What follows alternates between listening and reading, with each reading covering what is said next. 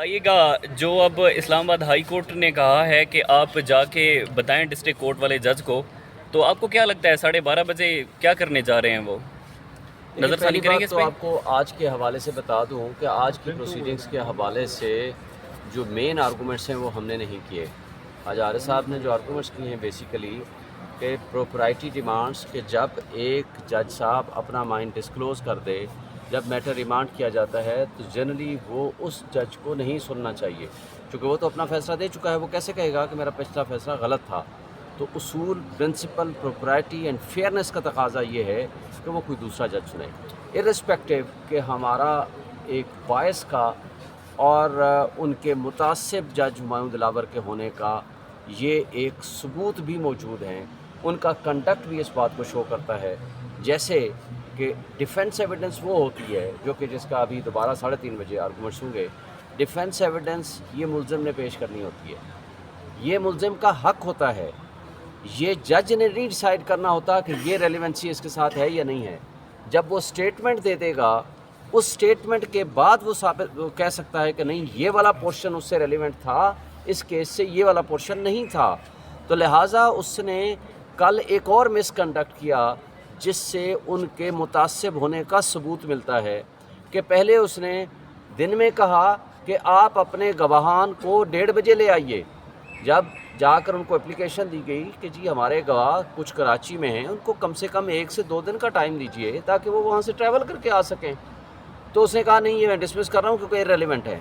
ان کا اپنا کنڈکٹ ایک ایک دن کا یہ ثابت کرتا ہے کہ وہ متعصب جج ہے۔ پھر سینئر موسٹ وکیل خواجہ حارث کے خلاف لکھ دیا کہ اس نے مس چیف کیا ہے۔ کیا وکالت کرنا کوئی جرم ہے ہمارے پاکستان میں؟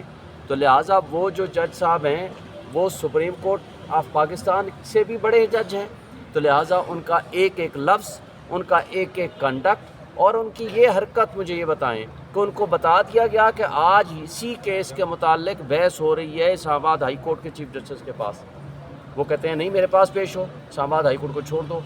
پھر 11:30 بجے کل جو فیصلہ کیا کہ اگر آپ نہیں آئیں گے تو میں یہ سمجھوں گا کہ آپ کے آرگومنٹس ہو گئے، میں نے ججمنٹ ریزرو کر لی۔ پھر اس کے بعد جب ان کو بتایا گیا کہ وہاں آرگومنٹس ہو رہے ہیں تو انہوں نے یہی بات 12:30 بجے کا کہہ دیا، اور ابھی چیف جسٹس صاحب نے کہا جی ان کو جا کر بتا دو کہ جی ہمارے آرگومنٹس یہاں ہو رہے ہیں اور ابھی میں نے فیصلہ کرنا ہے، اور 3:30 بجے دوبارہ آرگومنٹس کے لیے رکھا ہے۔ تو لیکن وہ کیا فیصلہ کرتے ہیں؟ یہ ملٹری کورٹس کا یہی سٹائل ہے۔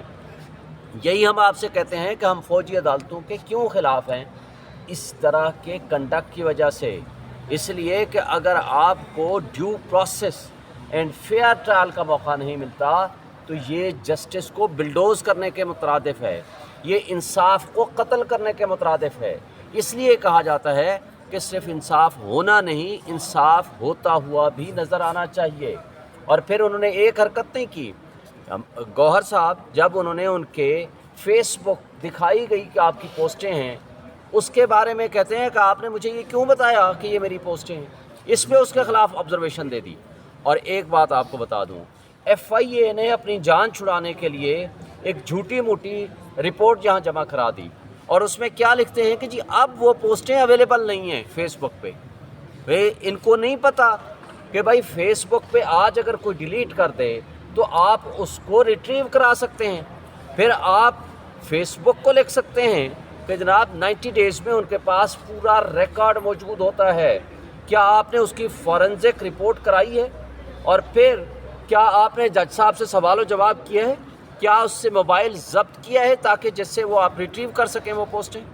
تو یہ اس طرح کی ایف آئی اے کی رپورٹ ظاہر کرتی ہے کہ یہ جج صاحب ہمایوں دلاور کے ساتھ ملے ہوئے ہیں اور اس کو سپورٹ کرنا چاہتے ہیں، تاکہ اس کا یہ آپ کو ایک بات اور بھی پتہ ہونی چاہیے، جسٹس عطر من اللہ جب چیف جسٹس تھے انہوں نے یہ باقاعدہ ڈائریکشن جاری کی تھیں کہ کوئی بھی جج نہ واٹس ایپ میں گروپ بنائے، نہ اس طرح کا سوشل میڈیا فیس بک وغیرہ استعمال کرے۔ یہ آج 2023 تک استعمال کرتے رہے ہیں۔ It is a miss conduct on the part of the جج۔ کیا اس میں میں ایک آپ کے توسط سے پوچھوں گا، آج تک ان کے خلاف کوئی ایکشن ہوا ہے؟ کیا ڈسٹرکٹ ایڈمنسٹریشن جج صاحب نے کوئی کمپلینٹ بنا کے بھیجی ہے ان کے خلاف؟ یہ میں مطالبہ کروں گا اور میں کہوں گا اپنے वकला साथियों को और दोस्तों को भी और बार एसोसिएशन को भी ऐसे जज के ख़िलाफ़ रेजोल्यूशन पास की जाए और इनके ख़िलाफ़ मिसकंडक्ट की प्रोसीडिंग्स होनी चाहिए कानून कायदे के मुताबिक, कि जो एक शख्स न सिर्फ मुतासिब है बल्कि हाई कोर्ट के चीफ जस्टिस और हाई कोर्ट के फ़ैसलों के और डायरेक्शंस के बरअक्स प्रोसीड कर रहा है, उनको जज के मनसब पे नहीं होना चाहिए।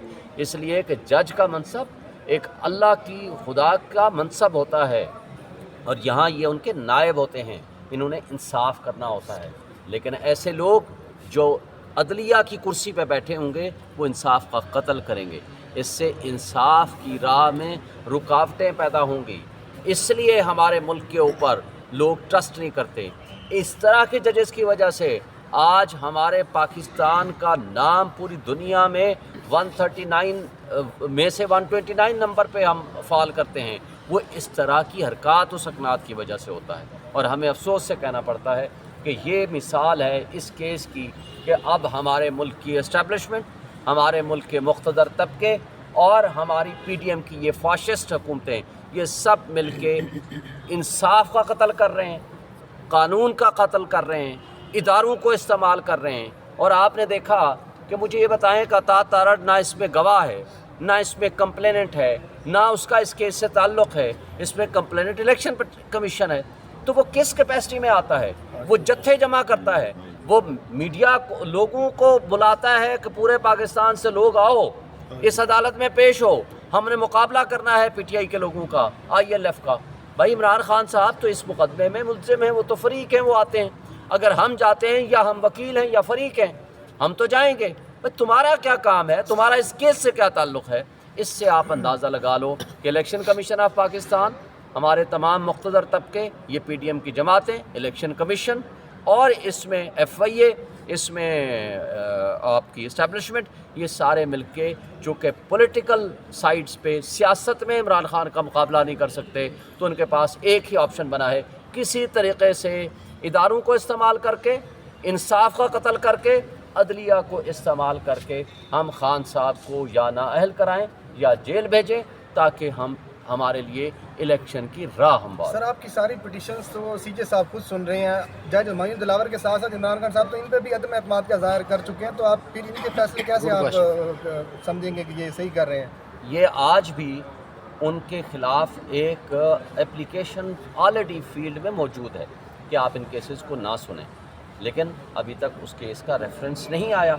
अगर केसेस मेरिट पे नहीं सुने जा रहे, अब अगर ये वापस भेज देते हैं तो वो विल एक्सेप्ट इट, और अगर वापस नहीं भेजते हैं, ये मेरिट पे चलते हैं, तो फिर ये इन्हीं को ख़ुद फ़ैसला करना है कि क्या आपका, इनके भी आमिर फ़ारूक साहब के बारे में 2-3 चीज़ें हैं। देखें टेरियान वाला केस, 2 जज साहिबान ने आर्गूमेंट्स सुनने के बाद फ़ैसला दे दिया, इन्होंने उसमें डिफरेंस ऑफ ओपिनियन दी, लेकिन उस फैसले को जस्टिस मोहसिन कियानी साहब ने कहा इसको वेबसाइट पे डाल दिया जाए, वेबसाइट पे आ गया, उसके बाद उनको डिलीट कर दिया